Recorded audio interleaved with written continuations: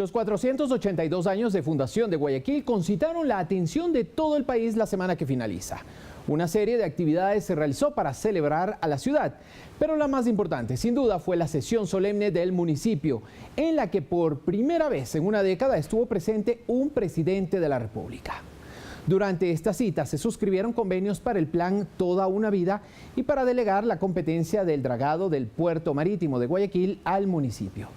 En esa misma ciudad se entregó la unidad educativa del Milenio Ileana Espinel y se presentó el denominado Banco del Pueblo, un nuevo servicio de Ban Ecuador mediante el cual se pretenden entregar líneas de crédito a emprendedores de sectores populares. En materia internacional, Venezuela se alista para celebrar este domingo las elecciones de la Asamblea Constituyente. Previamente ese país vivió un paro cívico nacional de 48 horas en rechazo a la propuesta del gobierno de Nicolás Maduro. Y en el ámbito deportivo, la selección ecuatoriana de fútbol venció en partido amistoso a su similar de Trinidad y Tobago. Y el jugador Luis El Cunti Caicedo llegó al país para reforzar a Barcelona Sporting Club. Amigos, sean ustedes bienvenidos. A continuación, las voces de la semana.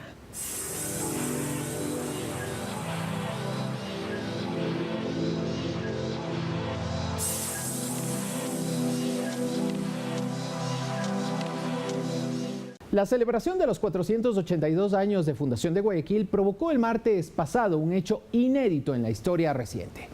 Por primera vez, como lo anticipamos, un presidente de la República acudió a la sesión solemne del municipio de esa ciudad. Lenín Moreno y Jaime Nebot se estrecharon nuevamente las manos y reiteraron su compromiso por seguir trabajando por esa ciudad. Es hora de emprender juntos la tarea, mencionó el mandatario. Municipio y gobierno han hecho mucho. Nadie lo puede negar, pero lo han hecho por separado.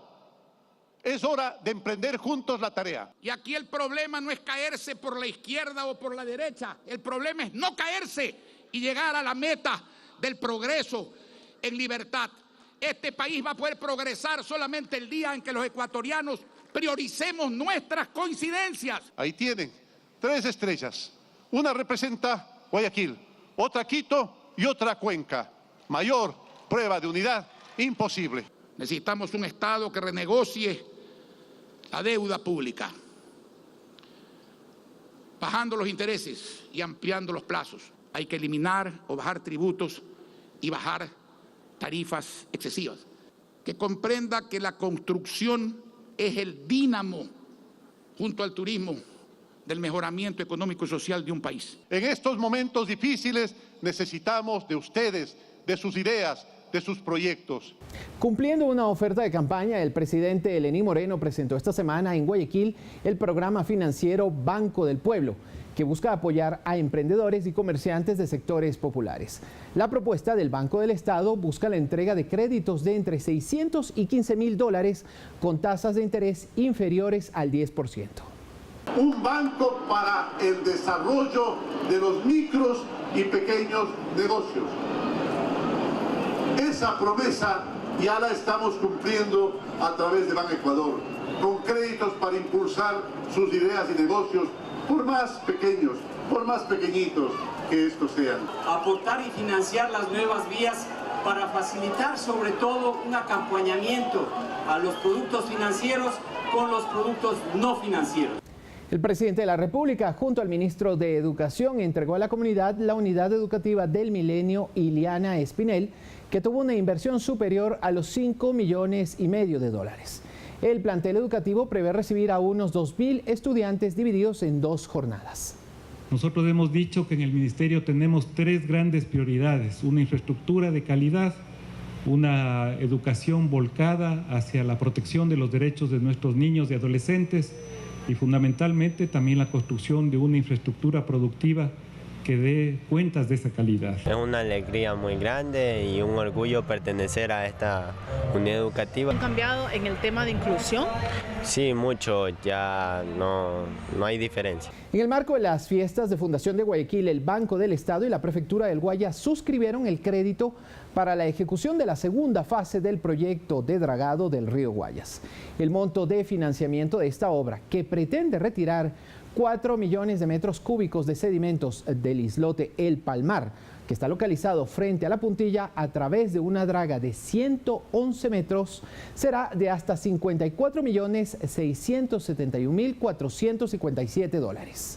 No podemos darle vía libre al playón del Palmar para que se extienda hasta alcanzar la puntilla, hecho que ocurriría en un plazo de entre 10 y 15 años. 30 volquetas grandes, eso llega cada día al río Guayas. Aprovecharemos el material extraído como relleno hidráulico para otras poblaciones. Para que el dragado sea útil, se necesita una campaña de conservación de suelos y aguas, involucrando a las provincias y poblaciones que están en las cuencas de los ríos que alimentan al Guayas. Así, a 2 meses exactos de su posesión como jefe de Estado, Lenín Moreno ya da pruebas de su enorme afecto a los guayaquileños. La Armada Nacional celebró esta semana 76 años de vida institucional. El primer mandatario recordó el aporte de la institución para el desarrollo del Ecuador. El comandante general de la institución, Renan Ruiz, reiteró el compromiso por la defensa de la patria. La lucha diaria es intensa. La delincuencia en la mar, el contrabando de combustibles, la pesca no autorizada por grandes flotas, la prevención de la contaminación, así como en la búsqueda, rescate y salvataje, en la preservación de la vida humana en el mar, son hoy las amenazas en el que se enfoca nuestro máximo esfuerzo operacional. Este lunes arranca el proceso de postulación para acceder a uno de los 77.000 cupos en las universidades, escuelas politécnicas y institutos tecnológicos y técnicos del país. La Secretaría Nacional de Ciencia y Tecnología publicó un folleto con la oferta académica, en el que constan 30 universidades públicas, 26 privadas, 85 institutos técnicos y tecnológicos públicos y 89 privados. Hemos incrementado de manera sustantiva la oferta de esta asignación. Al final hemos logrado que prácticamente vamos a tener un incremento del 32% de la oferta de universidades y escuelas politécnicas. No es que si yo en las 5 prioridades pongo las carreras A, B y C, alguien le va a asignar una carrera que no esté en sus 5 prioridades. Por eso es muy importante que esas prioridades sean muy bien pensadas, de tal manera que vamos a extender y ofrecer este conjunto de oportunidades. Tenemos prácticamente 600 carreras nuevas que han sido aprobadas por el Consejo. De esas 600 carreras, no todas van a ser ofrecidas en este semestre por las universidades. Gualaceo, en la provincia de La Suay, sufrió esta semana los estragos del mal tiempo. El desbordamiento de los ríos Santa Bárbara y San Francisco inundó buena parte de la ciudad y ocasionó múltiples llamados de emergencia. El balance oficial es de 50 viviendas afectadas. 101 personas afectadas en total. Tenemos 50 viviendas afectadas. La coordinación necesaria con el GAD cantonal, es decir, con el municipio de Gualaceo. También se ha planteado, el COE ha planteado suspender el servicio de agua potable para que existan las condiciones y pueda restablecerlo. Se han habilitado las vías que de alguna manera estaban obstruidas. No tenemos más novedades. Ha habido presencia de lluvias en la zona, en la Amazonía específicamente, pero no de la magnitud que hemos tenido durante el 26 en el Azuay.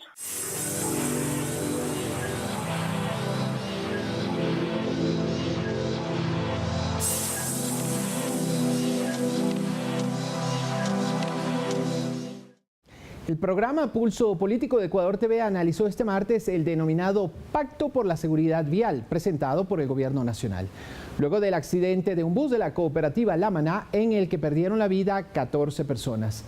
Guillermo Abad, de Justicia Vial, Carlos Páez, concejal de Quito, y Polo Paredes, de la Fundación Cabat, y padre de una joven que perdió la vida en un accidente de tránsito en 2007, interactuaron junto a Carlos Rabascal.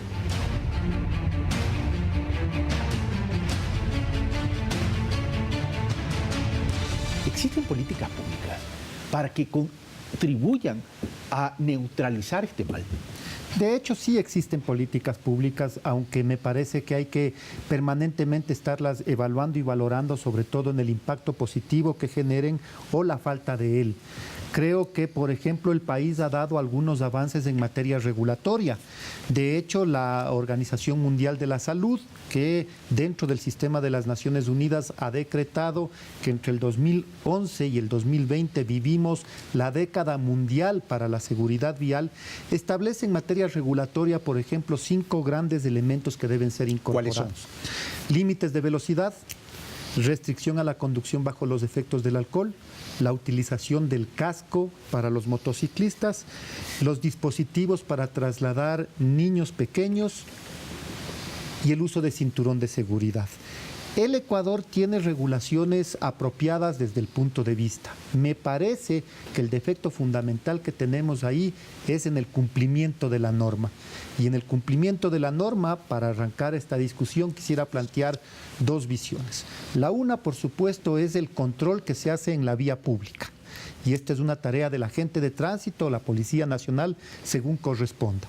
Y lo otro, sin duda, es el tema de la educación y la sensibilización, de la cultura que como sociedad tenemos frente al ejercicio del tráfico de la vialidad. El creer que uno es pilotazo porque puede manejar chumado, o de que uno es pilotazo porque puede manejar bien rápido en la ciudad, son elementos lamentablemente presentes en la idiosincrasia de nuestra sociedad y que son los temas que deben ser rebasados en el proceso de construir una comunidad, una sociedad que entienda el valor de la seguridad vial, que privilegie el sentido de la vida humana y por tanto que se autorregule más allá del necesario control y de la necesaria... Gracias, Carlos. Más allá de lo que ha dicho Carlos Páez, Guillermo, ¿podemos agregar algo más? Porque Carlos lo resume en 5 ejes y también en 2 puntos que para mí son trascendentales. El cumplimiento de la norma, es decir, tenemos política pública, la política pública la podemos perfeccionar, podemos trabajarla mucho, pero si no hay el adecuado comportamiento humano, no hay política pública que sirva. No hay política pública que sirva. Y el otro tema tiene que ver con la sensibilización. Pero daría la impresión que más allá de estos temas, el límite de velocidad, el consumo de alcohol, el dispositivo para la protección de los menores de edad y la cultura de utilizar los cinturones de seguridad, estamos viendo que día a día las noticias y los medios de comunicación nos traen infaustas noticias en términos que hay muertes de a 10, de a 12, de 18, de 22 personas. Pero las noticias que también nos traen es de los transportes interprovinciales, intercantonales, pero también hay indicadores de accidentes provocados por carros y vehículos particulares. ¿Qué decir ante eso, Guillermo? Buenas noches, gracias por la invitación. Para tener una idea y que los ciudadanos puedan entender en qué situación estamos. Los siniestros de magnitud que se consideran así, los que tienen más de 15 víctimas entre muertos, heridos y traumáticos, en los países de la Comunidad Europea tienen una periodicidad de 2 años. En nuestro país es de 24 días. Y curiosamente, en este último fin de semana ha sido de 24 horas. Entonces, esto nos está indicando que algo está sucediendo en el país. Hemos dicho que la siniestralidad vial, el siniestro de tránsito per se, es el último eslabón de una cadena de inobservancias a la ley. Nosotros consideramos que la ley, como bien lo ha dicho Carlos, nuestra ley acoge el 90% de las sugerencias emanadas por la Organización Mundial de la Salud para mitigar los siniestros de tránsito. El problema es que estas no se han cumplido. Y si hacemos un recuento o un recorrido de la ley, basta leer los 5 primeros artículos de la misma para darnos cuenta que los 5 primeros no se cumplen. Y en esos 5 primeros está lo relacionado, por ejemplo, con la educación, que es fundamental. El artículo 4 establece muy claramente que el Estado tiene la obligación de garantizar la capacitación integral de todos los ciudadanos en lo que a transporte, tránsito y seguridad vial se refiere. Para esto, se debe haber firmado en el año 2009 un convenio entre la Comisión Nacional de Tránsito de ese entonces y el Ministerio de Educación para implementar la educación vial como asignatura obligatoria dentro del pensum de estudios. Lastimosamente, eso no se ha cumplido. Cuando se hicieron algunas reformas como las en la cual se quitaba la obligatoriedad de ir al curso para obtener el título de conducción no profesional, se hablaba en reforzar este articulado. Y nosotros quizás en este mismo curso político lo comentamos. Y mire usted, Carlos, que le decía, lastimosamente solo se va a cumplir la que va en contra de la seguridad vial, que es el retirar la obligatoriedad. Y la otra, que es la de educación, no se va a cumplir. Y han pasado ya varios años y seguimos hablando de esa inobservancia a la ley. Entonces, ¿qué es lo que hay que hacer? A nuestro criterio, una auditoría para determinar las razones del por qué se ha inobservado tanto la ley, cuando esta es totalmente aplicable. Además, nuestra ley es tan generosa que le da la potestad a las diferentes autoridades, sean a nivel nacional o local, de generar una multiplicidad de reglamentos, tanto generales o específicos o normas, que permitan darle aplicabilidad a la ley. Es decir, creo que muy pocas leyes le dan la posibilidad de decir, miren, hagan el reglamento que tengan que hacer, pero para que ésta se aplique. Y a pesar de esa generosidad, de esa flexibilidad que la ley nos ha dado, no se ha podido implementar la misma al 100%. Ya vamos a ver el por qué no se puede implementar. Polo Paredes, tú representas una fundación que aglutina víctimas de accidentes de tránsito. Seguramente todas estas noticias para ustedes es una especie de revictimización o de recrudecer los recuerdos de todos estos accidentes. ¿Qué opinan ustedes acerca de este tema, considerando que es un tema público-privado? Porque si bien es cierto lo que anota también Guillermo, también no podemos abstraernos de esa corresponsabilidad del ciudadano. Sí, lamentablemente los accidentes de tránsito cada vez son más y estamos sumamente preocupados, indignados realmente de que las autoridades no ponen orden, no se ejecuta campañas, no se ejecuta evaluaciones permanentes a los choferes. Pensamos que los choferes de transporte público son personas que no están capacitadas para transportar seres humanos, ya que estos choferes profesionales no son profesionales realmente, porque ellos han obtenido este título de profesionales con un curso de 6 meses en cursos intensivos. Cuando un profesional debe por lo menos capacitarse varios años y recibir evaluación permanente para tener el título de profesional. Me parece que estos choferes servirían para manejar carros de transporte pesado, tal vez, llevando, yo qué sé, carga o diferentes cosas, menos seres humanos. Ellos no tienen la capacidad, la responsabilidad, no se dan cuenta de la seriedad de transportar vidas humanas. Ellos en sus unidades tratan de meter la mayor cantidad de personas sin tomar en cuenta ningún tipo de seguridad. Entonces, a la par con esto, son personas que no reciben un salario adecuado. Son personas que están siendo explotadas. Trabajan por lo general de 14 a 16 horas diarias. Ellos no descansan las horas necesarias. Ellos no tienen beneficios de ley. No son afiliados al seguro, no tienen vacaciones, no tienen salarios extras como son bonificaciones, 14º, 15º, vacaciones, etcétera, ¿no? Entonces nos parece que deberíamos iniciar primeramente capacitando adecuadamente a los choferes que van a ser los encargados de transportar a la ciudadanía. La ciudadanía tiene que movilizarse de un lugar a otro a través de todo el país, pero no tenemos la confianza como para coger un bus y saber que vamos a llegar a nuestro destino, porque no sabemos quién está manejando el vehículo, si es un chofer que durmió en su casa, que es una persona que psicológicamente está capacitada para conducir el vehículo. Entonces pensamos que primeramente debe haber una capacitación, una evaluación permanente de los choferes. Gracias, Polo. Bueno, comenzamos entonces con el desarrollo. A ver, quiero partir de esto último dicho por Polo. A ver, hoy en día la competencia del tránsito las tienen los municipios o los gobiernos autónomos descentralizados. No creo que la tengan todos, pero está escrito que las tiene, que debe ser responsabilidad de los municipios. Los más grandes todo, los medianes algo, los chiquitos menos. Pero vamos a lo siguiente. Quiero partir de lo que ha dicho Polo en relación a estos transportes tanto interprovinciales, intercantonales y luego vamos a ir a lo urbano. Daría la impresión, a partir de la noticia de este bus de la Maná, creo que era, del bus de la Maná, que se incineró y lamentablemente con seres humanos adentro. El conductor 52 citaciones, muchas de ellas por exceso de velocidad. Cuando le pregunto a Pablo Calle, directora de la ANT, si la suspensión iba en firme, me dice, estamos esperando que nos envíen la información de cuántos vehículos habían pasado los procesos de revisión. Entonces, ahí ya me prendió una luz de alarma. Primero, ¿acaso esa información no la tiene la ANT? ¿Qué tenemos que esperar que ellos nos envíen la información? Una cosa es que ellos presenten prueba de descargo y otra cosa es que envíen la información. Primer punto, eso ya me preocupó. Y me preocupó porque no sé si es deficiencia de los sistemas de los controles de tránsito o me preocupó por la presión política que puedan tener ciertos sectores del transporte. Primer punto. Segundo punto, la falta de monitoreo y el seguimiento, tanto a la calidad y al buen funcionamiento de las unidades, como también a lo que dice Polo de los conductores.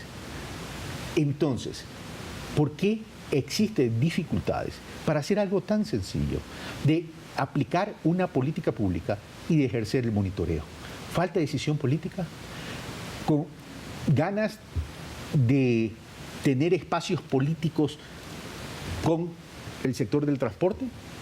¿O básicamente ineficiencia de quien está llamado a controlar el tránsito? Me parece que son las dos cosas, ¿no? En realidad creo que hace falta una firme decisión política por enfrentar el tema y parte de la posibilidad de resolverlo implica la utilización de herramientas técnicas que harían que el control sea más eficiente. Por ejemplo, un registro en línea que a estas alturas del partido es absolutamente factible y puede hacerlo en el celular, ¿no es cierto?, cualquier agente de tránsito.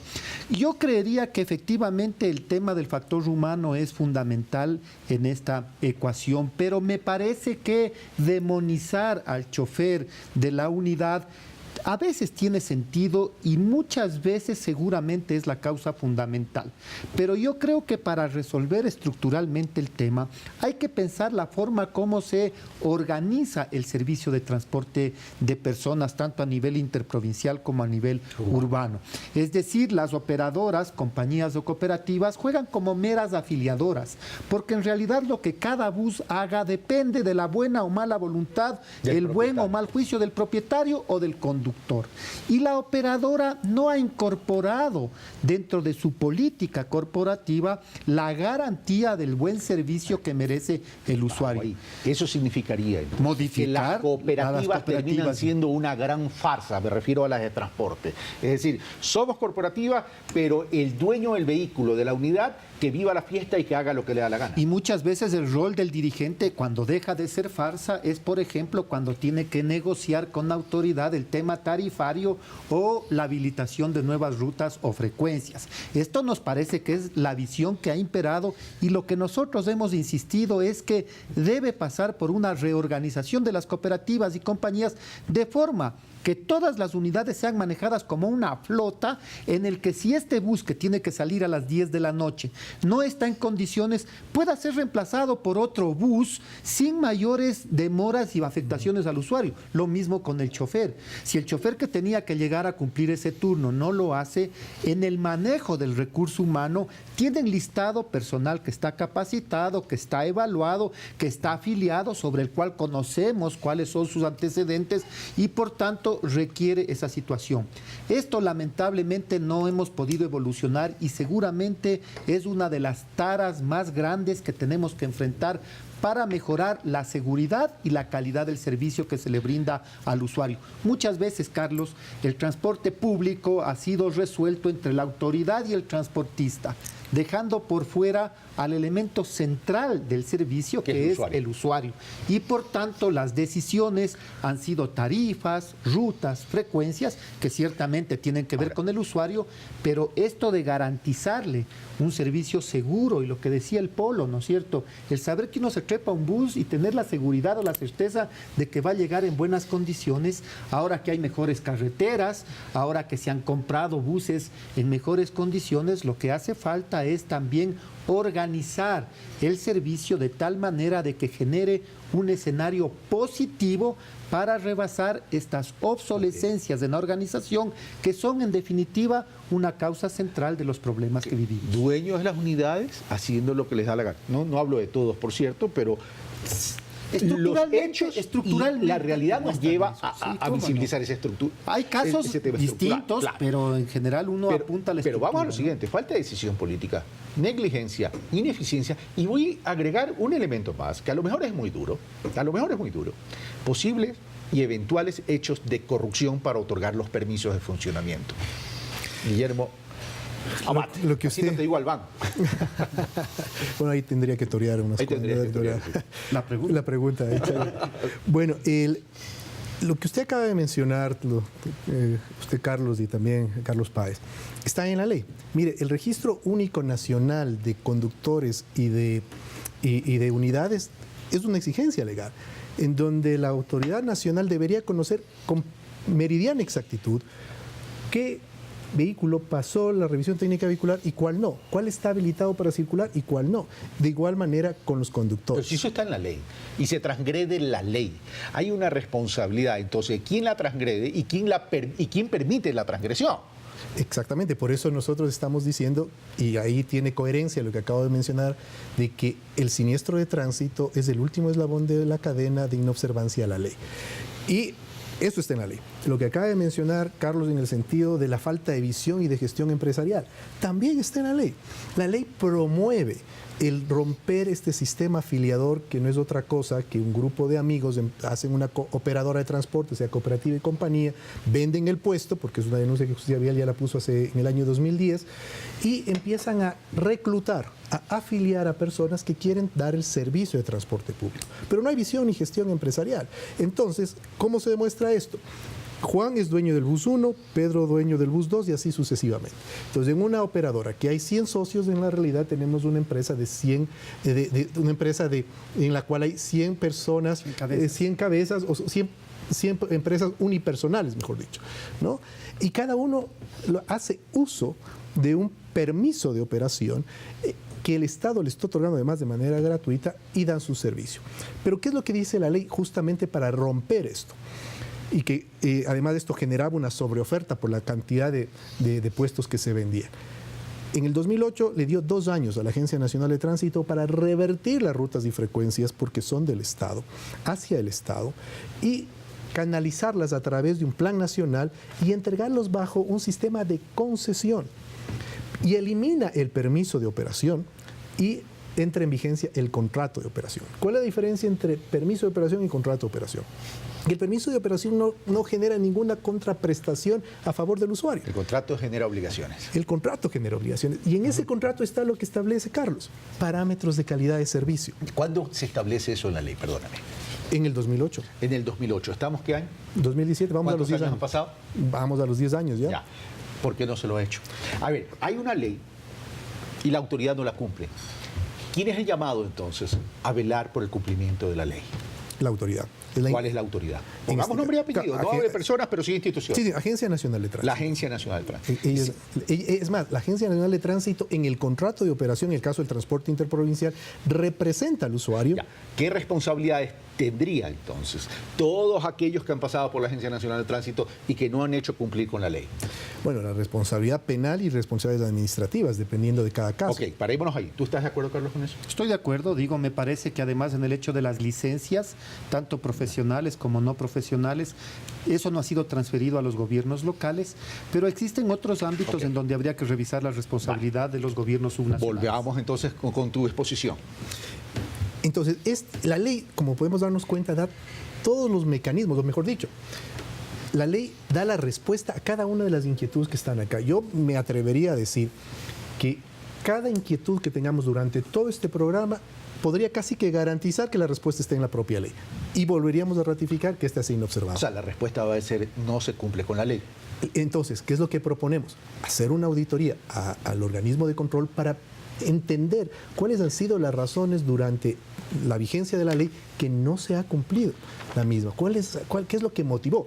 Muchos de esos nosotros ya lo hemos denunciado. Ha habido compromisos políticos gremiales que han subordinado a la ley y han subordinado a la seguridad vial. Ok, vamos con Polo. Polo, tuve la oportunidad de entrevistar a tu esposa casualmente en Pulso Político cuando yo estaba en un canal colega y vinieron algunas autoridades españolas, ex autoridades españolas y expertos y especialistas en el tema del tránsito y nos contaban las experiencias en España. Así es. Ellos tan solo, a través de la ley, a través de un modelo de gestión eficiente que permite el cumplimiento de la ley, disminuyeron los indicadores de los accidentes de tránsito.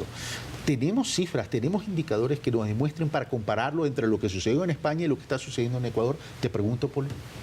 De lo que podemos saber, las estadísticas de nuestro país se está incrementando. En España tuvimos el conocimiento, ¿no?, con Pérez Navarro, que fue el director de tráfico de España del 2012, del 2004 al 2012. Así es. Él consiguió reducir en un 80% la muerte por accidentalidad. 80%. Fue un milagro, realmente el milagro español que lo denominan ellos. Pero eso se basó en poner las medidas claras. La educación, el control y la sanción, pero a rajatabla, sin permitir ya que la corrupción siga metiendo su mano en todo este proceso. Entonces la autoridad tiene que aquí poner la mano dura. La autoridad tiene que ordenar que se controlen las vías. En las vías, por lo general en las noches, cuando los vehículos de transporte de pasajeros, por lo general en las noches es cuando más afluencia tienen. Pero la carretera de Loax, Santo Domingo y a la costa se convierten en vías, en pistas de carreras. No hay control de ninguna clase. No hay un policía ni se puede decir para nada. Entonces esto contribuye a que los choferes hagan lo que se les viene en gana, rebasan en curvas, van a exceso de velocidad. Pero no solo los choferes de unidades intercantonales e interprovinciales, te digo, Polo, porque también la mayoría de los accidentes de vehículos particulares es impresionante cómo rebasan en curva. Es que ocurre que a la velocidad que van en bajada. Hemos hecho nosotros una investigación en el tema. Hemos ido en carro liviano detrás de estas unidades viendo cómo se movilizan. Ellos van a velocidades que no son permitidas, van a 90, 100 kilómetros en bajada. Ellos van por el lado izquierdo cuando deberían ir por el lado derecho para permitir que los vehículos livianos puedan rebasarlos. No hay una educación vial. Ahora, ellos no permiten que rebasen los vehículos livianos. Ya, pero centrémonos un poco en educación para seguir conversando sobre este tema. ¿Qué debemos entender como educación vial? Porque cuidado entendemos como campañas publicitarias, que no digo que no sean necesarias, pero las campañas publicitarias nunca resuelven temas estructurales. Y por otro lado, la educación vial tampoco va a estar tan solo focalizada al tema de una escuela de conducción previo al otorgamiento del permiso de conducir. Aquí estamos hablando de la necesidad de sensibilizar. ¿Cuál fue la experiencia española en este tema y en este rubro de la educación? Bueno, ellos se enfocaron por varios temas, ¿no? En la licencia por puntos, que consiste en la licencia, los puntos que la ciudadanía otorga es un voto de confianza al chofer para que él se comporte educadamente en las vías.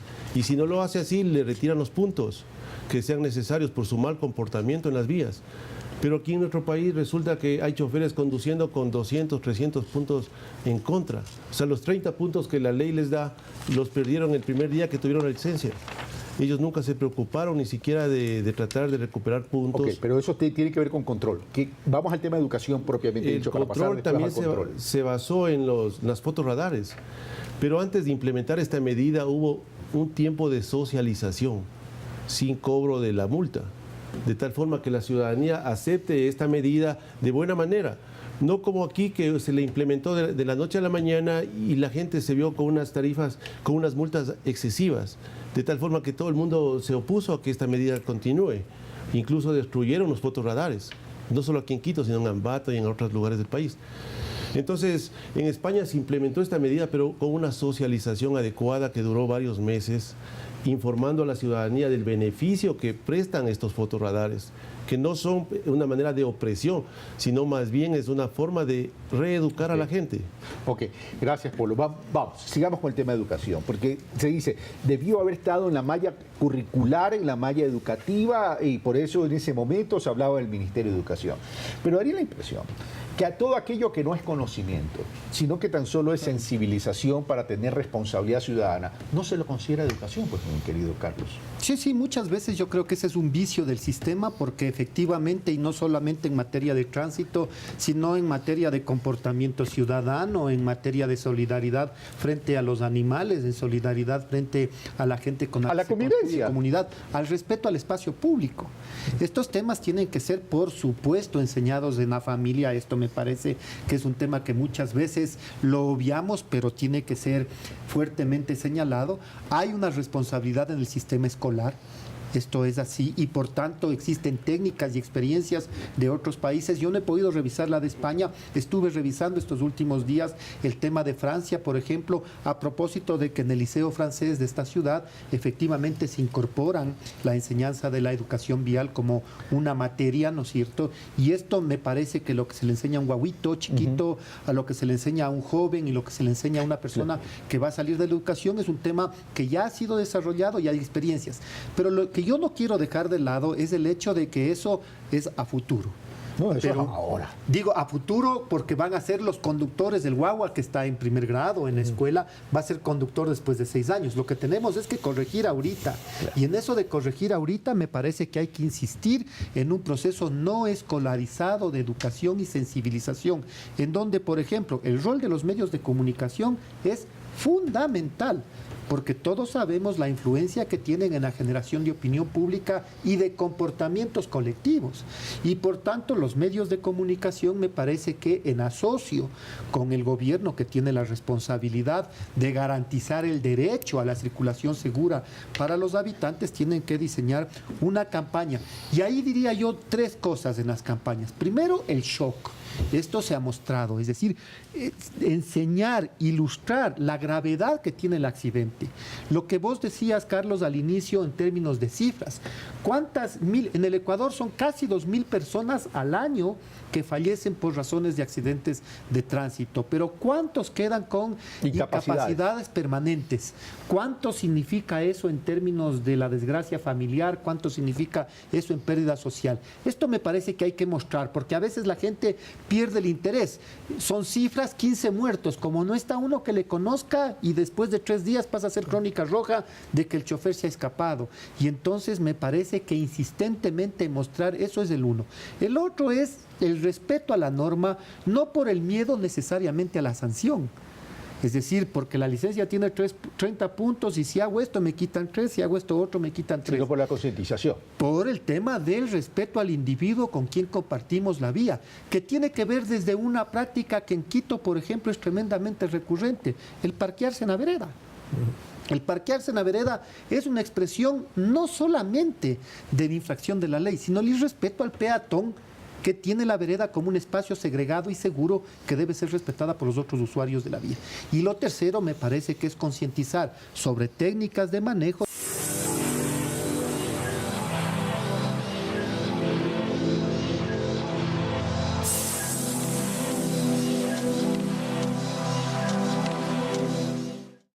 La Organización de Estados Americanos destacó la transparencia de las recientes elecciones desarrolladas en el Ecuador en febrero y en abril pasados.